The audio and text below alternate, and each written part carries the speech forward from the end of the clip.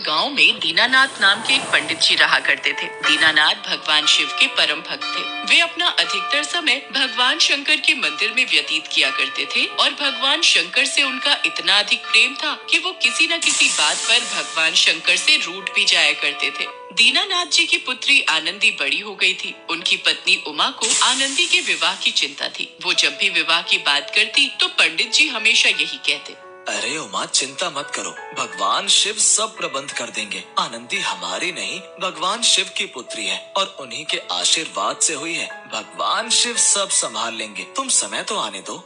ठीक है, जैसी भगवान भोलेनाथ की इच्छा। कुछ समय पश्चात आनंदी का रिश्ता एक संपन्न परिवार में तय हो गया। अब समय आने लगा। उमा ने देखा दीनानाथ जी रोजाना ही कह देते थे कि सब हो जाएगा, पर अभी तक विवाह की कोई भी तैयारी नहीं हुई थी। सुनो जी, 2 दिन बाद आपकी पुत्री का विवाह है, पर अभी तक कुछ भी तैयारी नहीं हुई है। मैं आपको इतने दिनों से सचेत करती आ रही हूँ कि पुत्री का विवाह है, कुछ तो सामान इकट्ठा कर लो, कुछ थोड़ा बहुत पैसा तो कर्जे में ले लो, आपको लोग दे भी देंगे, पर आप मानते ही नहीं हो। उमा, मैंने तुम्हें कहा है ना, मुझे किसी से पैसा मांगना पसंद नहीं है। मैं परमात्मा के आश्रित हूँ। मैं अपने भगवान शिव से जिद करके सब कुछ मांग सकता हूँ। संपूर्ण जीवन में तुमने देखा है ना, तुमने जो जो कागज पर मुझे लिख कर दिया है, मैंने भगवान के श्री चरणों में रखा और भगवान शंकर ने हमारी सारी मनोकामना पूर्ण की है। तो अब क्यों चिंता करती हो? अभी भी तुम्हें जिस चीज की आवश्यकता है मुझे लिख कर दो, भगवान शंकर स्वयं पूर्ण करेंगे। अरे, खाने पीने की चीजों की बात अलग है, वो तो कोई भी भक्त दे जाता है, पर इस समय कन्या के विवाह के लिए दहेज की आवश्यकता है। उसमें सोना भी लगेगा, वस्त्र भी लगेंगे, अन्य पदार्थों की भी आवश्यकता पड़ेगी। कौन देकर जाएगा? भाग्यवान, तुम फिर चिंता कर रही हो। जब मैंने तुम्हें कहा है ना, भगवान शंकर जी सदा मेरे साथ हैं, फिर क्यों चिंता करती हो? तुम मुझे कागज पर लिख कर दे दो। शुरू से ही पंडित जी कागज पर लिखवा कर सामान ले जाते थे और मंदिर में भगवान शंकर के समक्ष रख देते थे, और वो सामान भगवान शंकर के चमत्कार से अपने आप पूरा हो जाता था। इस बार भी दीनानाथ जी को पूरा विश्वास था कि उनकी पत्नी उमा कागज पर जो भी लिखेंगी, भगवान शंकर उस मनोकामना को पूरा जरूर करेंगे। उमा ने कागज में दहेज का सारा सामान लिख कर दे दिया। वैसे तो एक कागज बनता था, आज 8 कागज बनकर तैयार हो गए। दीनानाथ जी ने कागज की लिस्ट भगवान शंकर के समक्ष रख दी और प्रार्थना करते हुए कहने लगे, हे प्रभु, मैंने तो आपके ऊपर सदा सच्चे मन से यकीन किया है। आपके प्रति मेरी निष्ठा भी सच्ची है, मेरा विश्वास भी सच्चा है। 2 दिन बाद मेरी कन्या का विवाह है, जिसके लिए दहेज की आवश्यकता है। अब आप ही इसे पूर्ण कीजिए। इस प्रकार आंखों में आंसू भरकर दीनानाथ ने कागज भगवान शंकर के नजदीक रख दिया और अपनी सेवा में व्यस्त हो गए। दीनानाथ जी तो यहाँ पर भगवान शंकर की सेवा में व्यस्त हो गए। उधर एक संपन्न सेठ दीनानाथ जी के घर पहुँचे। कहिए, किनसे मिलना है? आज प्रातः काल दीनानाथ जी मेरे घर आए थे। उन्होंने कहा उनकी कन्या का विवाह है, उन्हें पैसों की आवश्यकता है। अब मैं तो दीनानाथ जी को बचपन से जानता हूँ, उनकी कन्या मेरी कन्या है। आपने जितने सामान की लिस्ट उनको बनाकर दी थी, वो सारा सामान मैं लेकर आया हूँ। उमा ने सोचा कि हो सकता है ये सेठ जी मेरे पतिदेव के मित्र हों। शाम को जब दीनानाथ जी घर आए तो उमा ने उन्हें सारा सामान दिखाया और सारी बात बताई। दीनानाथ जी समझ गए कि भगवान शंकर स्वयं मेरी पुत्री के विवाह का सामान देकर गए। अपनी पत्नी की बातें सुनकर उनकी आंखों में आंसू आ गए और वो रोते हुए बोले, मैंने तुम्हें कहा था ना उमा, भोले शंकर हमारे साथ हैं। वो कभी हमारे जीवन में कोई कमी नहीं रखते हैं। अब एक बात सुन लो उमा, जब तक भगवान शंकर मेरी पुत्री के विवाह में मेरे साथ नहीं चलेंगे, मैं तुम्हारे साथ शादी में नहीं चलूंगा।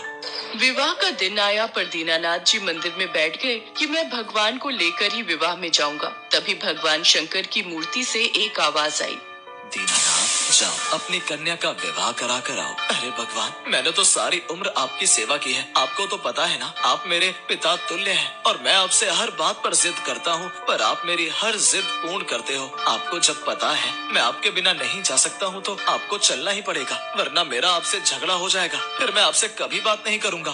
दीनानाथ की प्रार्थना सुनकर भगवान भोलेनाथ प्रकट होते हैं।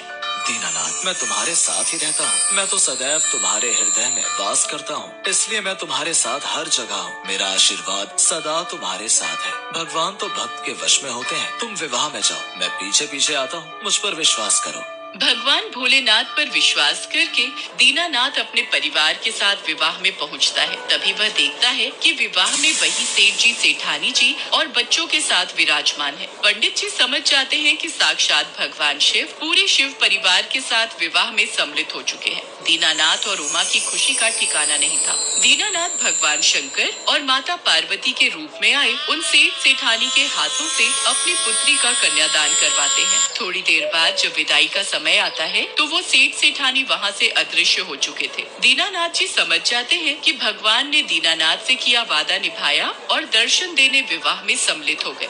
यह सच है, भगवान अपने भक्तों को कभी नाराज नहीं करते। भक्त उनसे जितनी मर्जी लड़ाई करे, उनसे जितनी मर्जी शिकायत करे, पर भगवान हमारे जीवन दाता है। वो हमसे कभी भी नहीं रूठते। वो तो हमारे पालनहार हैं और सदैव हमारा भला सोचते हैं और सच्चे मन से की गई प्रार्थना को स्वीकार करके सदैव हमारी रक्षा करते हैं।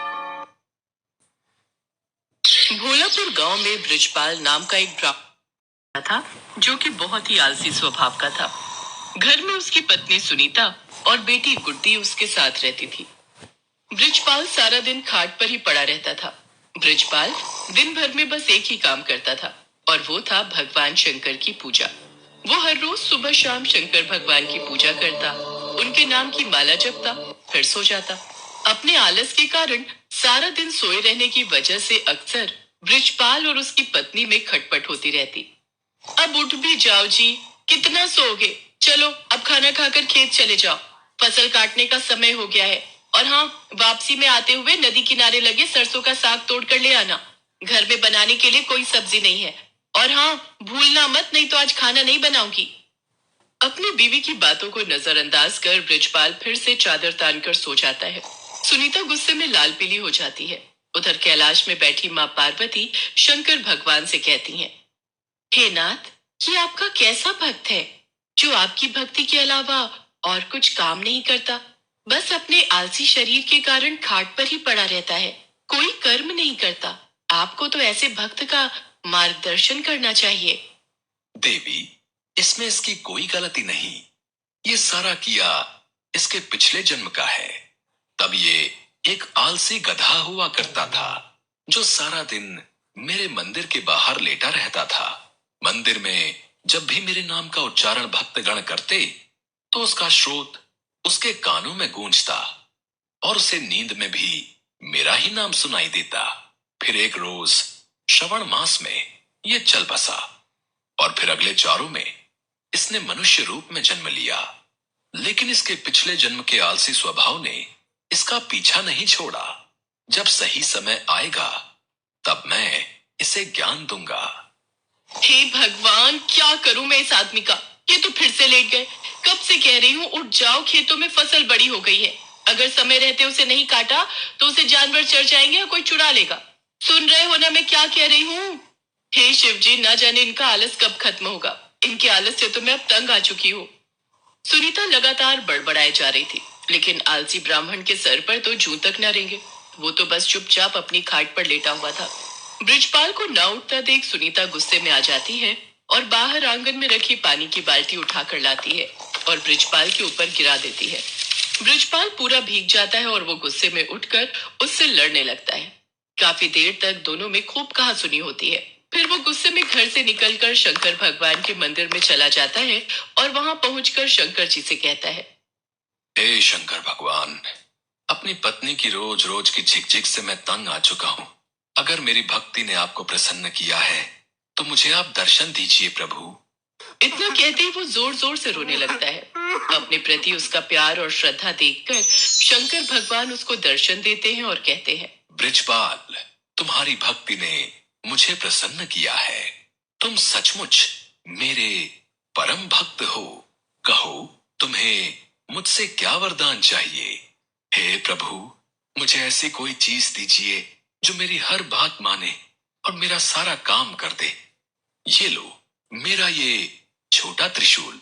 तुम इस त्रिशूल को जहां भी रखोगे वो अपना काम खुद ही करने लग जाएगा और काम पूरा होने के बाद ही रुकेगा। लेकिन हाँ, अगर तुमने इसे काम के लिए मना किया तो ये हमेशा हमेशा के लिए गायब होकर वापस मेरे पास आ जाएगा। भगवान शंकर उसको त्रिशूल देकर अंतर ध्यान हो जाते हैं। त्रिशूल देखकर ब्रिजपाल ये सोचकर कि अब से उसे कुछ भी काम नहीं करना पड़ेगा। इसके बाद वो त्रिशूल लेकर घर पहुंचता है और अपनी पत्नी और बेटी को त्रिशूल के बारे में सारी बात बताता है। अगले दिन सुबह ही ब्रिजपाल ने भगवान शंकर का नाम लेकर उस त्रिशूल का इस्तेमाल शुरू कर दिया। वो जैसे ही त्रिशूल को घर के बीचों बीच रखता, सारे घर में अपने आप ही सफाई हो जाती। वो जिस भी चीज पर उस त्रिशूल को रख देता, वो अपने आप काम करने लग जाता। खेतों में रख देता तो अपने आप ही सारी फसल कट जाती। ऐसे ही कई दिन बीत जाते हैं। एक रोज जब सुनीता गुड्डी के साथ अपने मायके गई होती है, तो ब्रिजपाल त्रिशूल को गैस के पास रखकर कहता है, मेरे लिए जल्दी से स्वादिष्ट सा भोजन तैयार कर दो। चूल्हे पर अपने आप कढ़ाई चढ़ जाती है और उसमें खुद ही तेल मसाले पड़ने लग जाते हैं। देखते ही देखते स्वादिष्ट पकवान बनकर तैयार हो जाते हैं, जिन्हें ब्रिजपाल बड़े ही चटकारे लेकर खाता है। आहा, वाह, मजा ही आ गया। वाह वाह वाह, क्या स्वाद है। रोज भाग्यवान के हाथों का भोजन करके तो मैं परेशान ही हो गया था। सच में कमाल का है ये त्रिशूल। खाना खाकर ब्रिजपाल आराम से गहरी नींद में सो जाता है और फिर जब अगली सुबह जागता है तो कुएं के पास जाकर उस त्रिशूल से कहता है, जल्दी से मेरे नहाने के लिए कुएं में से पानी निकालकर इस बाल्टी में भरा जाए। कुएं में से पानी निकालना हो, पौधों को पानी देना हो, साफ सफाई, कपड़े, बर्तन, सभी तरह के काम वो त्रिशूल ब्रिजपाल के कहते ही कर देता।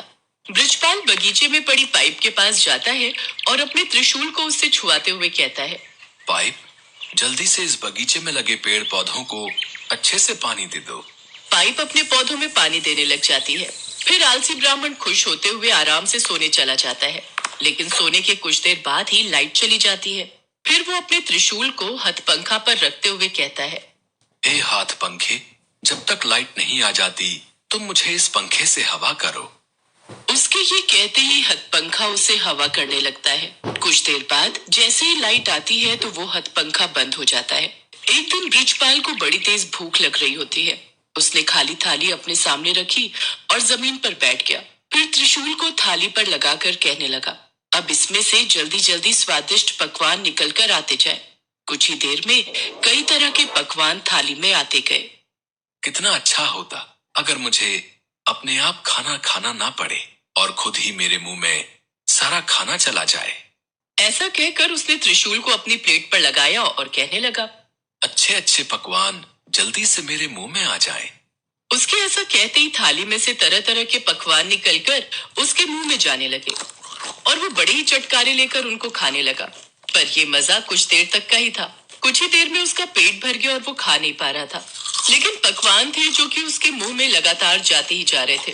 उसका पेट और मन पूरी तरह भर चुका था। वो जैसे ही उन्हें रोकने की बात सोचता है तो उसे भगवान शंकर की कही वो बात याद आई जिसमें उन्होंने कहा था कि अगर त्रिशूल को काम करते हुए रोका गया तो ये वरदान वहीं समाप्त हो जाएगा और त्रिशूल फिर से शंकर भगवान के पास पहुंच जाएगा। तभी वहां सुनीता गुड्डी के साथ अपने मायके से लौटकर पहुंच जाती है। वो दोनों ये सब देखकर हैरान रह जाती हैं। सुनिए जी, देखिए तो आपका पेट कितना फूलता जा रहा है। जल्दी से इस त्रिशूल को रुकने के लिए कहिए। ब्रिजपाल शंकर भगवान के दिए वरदान को खोना नहीं चाहता था, लेकिन फिर भी वो थक हार कर कह ही देता है, रुक जाओ। उसके इतना कहते ही खाना रुक जाता है, लेकिन साथ ही वो त्रिशूल भी वहां से गायब हो जाता है। त्रिशूल को गंवाकर वो बड़ा ही दुखी हुआ, लेकिन अब वो कुछ भी नहीं कर सकता था। शंकर भगवान के दिए वरदान को अब वो खो चुका था। अभी तक ब्रिजपाल ने जितने भी काम त्रिशूल को दिए थे वो सब कब रोकने हैं ये उसने साथ में ही बता दिया था, लेकिन खाना खाते हुए कब रुकना है ये कहना वो भूल गया था, जिस कारण खाना बिना रुके ही उसके मुंह में आता ही जा रहा था। सारी बात समझने के बाद ब्रिजपाल कहने लगा, हे महादेव, मैं समझ गया। ये वरदान आपने मुझे सबक सिखाने के लिए दिया था। सचमुच में मैं कितना मूर्ख था जो हर छोटे छोटे काम के लिए भी आलस दिखाता था। और अब मुझे सीख मिल चुकी है कि छोटे छोटे काम के लिए किसी दूसरे पर निर्भर रहने से कितनी बड़ी मुसीबत आ सकती है। उस दिन के बाद से ब्रिजपाल ने हमेशा हमेशा के लिए आलस त्याग दिया और हर रोज खेत जाने लगा। अपने सभी काम खुद करने लगा और दिन में 2 बार भगवान शंकर की पूजा भी करता। अब उसका जीवन पूरी तरह से सफल हो गया।